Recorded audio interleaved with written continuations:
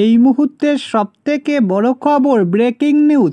বিজেপিতে বিশাল পদত্যাগের ঢেউ, ৭২ নেতা বিদায়।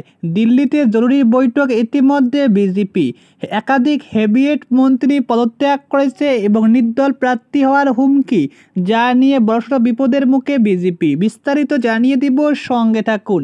চ্যানেলে নতুন হলে সাবস্ক্রাইব করুন, পাশে থাকা বোতামটি বাজিয়ে দিন।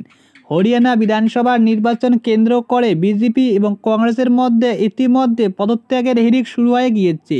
বিজেপির নির্বাচন প্রক্রিয়া তীব্র অসন্তোষ ও বিদ্রোহ দেখা দিয়েছে দলের মধ্যে।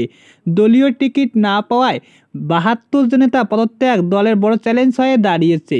গত ৩ দিন ধরে এই পদত্যাগ প্রবণতা থামছে না বিজেপির, এবং দলের ভিতরে সংকট ইতিমধ্যে ক্রমশই বৃদ্ধি পেতে শুরু করেছে। হরিয়ানার নির্বাচন আগে দলের এই সংকট মেটাতে বিজেপির কেন্দ্রীয় নেতা তাৎক্ষণিক বৈঠক ডাকতে শুরু করেছে। প্রাক্তন মন্ত্রী কর্ণদেব কম্বোজ এবং সাবিত্রী জিন্দালকে দিল্লিতে ডেকে এনে পরিস্থিতি নিয়ন্ত্রণে আনার চেষ্টা করেছে। তাদের দ্রুত ফিরিয়ে আনার সম্ভাবনা রয়েছে। মুখ্যমন্ত্রী নায়াব সিং সাইনি জানিয়ে দেয়, দলের টিকিট পরিবর্তন করা হবে না। কংগ্রেস সমালোচনা বিরোধীরা মুখোমুখি হয়েছে। কংগ্রেস কর্মীরা দিল্লিতে গিয়ে রাজ্যের দায়িত্বপ্রাপ্ত দীপক বাবারিয়া গাড়ির সামনে বিক্ষোভ দেখায়।